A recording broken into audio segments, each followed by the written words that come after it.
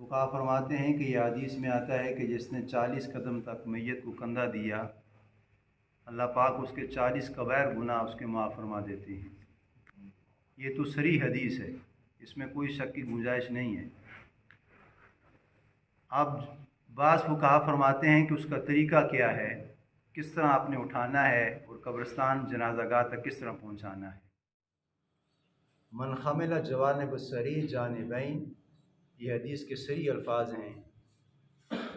उसमें फुक़हा फरमाते हैं कि जब आपने मैयत को घर से निकाला, उसकी ये चारपाई है, अब जो उसका अगला पाया है ये आपके दाएं कंधे पे आ जाए, फिर यही 10 कदम चलेगा, फिर वही बंदा पिछला जो पाया है ये पीछे आएगा, 10 कदम लेके चलेगा, फिर ये बंदा दाएं कंधे का इस्तेमाल करे, यानी जो उसका पाया है दाएं कंधे के ऊपर रख के 10 कदम चलेगा, फिर वही 10 कदम पीछे वाला जो पाया है 10 कदम वो लेके आगे चलेगा।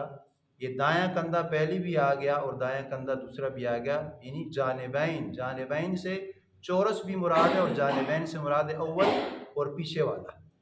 फिर बाएं कंधे को हमने इस्तेमाल करना है तो बायां पाया उसका आ जाएगा, 10 कदम लेके चले 30 हो जाएंगे, और फिर जो आखिर वाला है वो भी बाएं कंधे का सहारा लेकर 40 कदम तक चलेंगे तो ये 40 कदम उसके पूरे हो जाएंगे।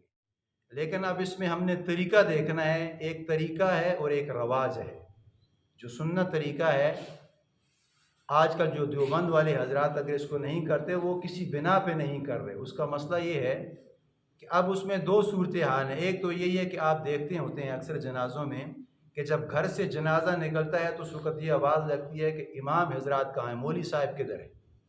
मौली साहब को बुलाया जाता है और वो कहते हैं कि वो यानी या मौलाना साहब उठा ले या जो उसके अजीज़ व अक़ारिब वो उठा ले।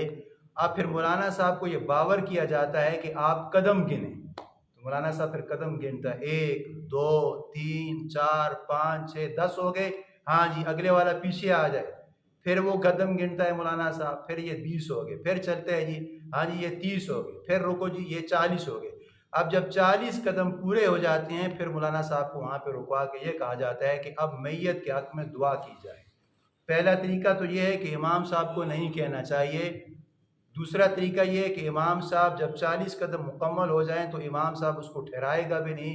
और तीसरा जो उर्फ़ आम में ये रवाज है, फिर मौलाना साहब से ये कहा जाता है कि आप दुआ करें कि जो हमने ये कदम 40 कदम गिने हैं अल्लाह पाक इस कदम के सदके मैयत के गुनाहों को माफ़ फरमा दे। अब ये 3 तरीके ज़हन में रखें। सबसे पहले ये इमाम के लिए ज़रूरी नहीं है कि एक कदम गिनना, बल्कि फुक़हा फरमाते हैं कि वो कदम बंदा खुद गिनेगा और अपने दिल में गिनेगा कि 1 कदम है, 2 कदम है, 3 कदम है, 4 कदम है।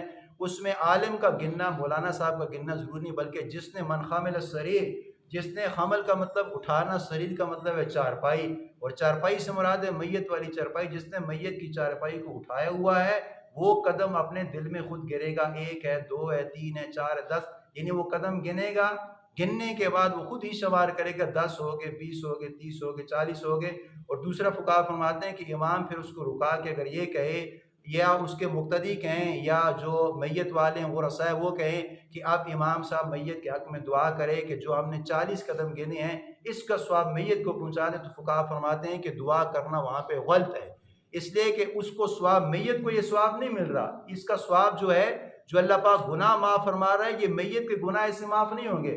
मन हमिल सरी जानिब, इसके गुनाह माफ़ होने वाले उसके गुनाह जिसने उसकी चारपाई को कंधा दिया है। यानी अगर मैंने कंधा दिया तो अल्लाह पाक मेरे गुनाह को माफ़ फरमाएगा, उस मैयत के गुनाह को माफ़ नहीं फरमाएगा। लेकिन उस वक्त बज़िद ये होते हैं कि मैयत के हक़ में दुआ की जाए कि जो हमने ये 40 कदम गिने हैं अल्लाह पाक इस कदमों की जानिब की वजह से अल्लाह पाक इस मैयत के गुनाह माफ़ फरमा दे।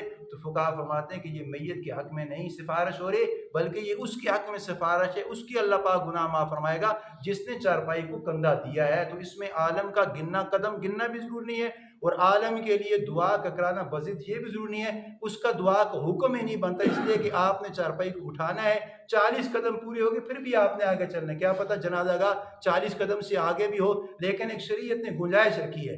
अब फुक़हा फरमाते हैं कि ये चूँकि मुस्तहब अमल था, لیکن اس پہ چونکہ بگاڑ کا زیادہ خطرہ ہو چکا تھا، یعنی کوئی کہتا ہے کہ اب اس کو مستحب کو لوگ واجب کا درجہ دے رہے ہیں کہ یہ ہر حال میں ہم نے کرنا ہے، جب ہماری میت نکلے گی تو 40 قدم گنائیں گے، وہاں پہ رک کے دعا کرائیں گے۔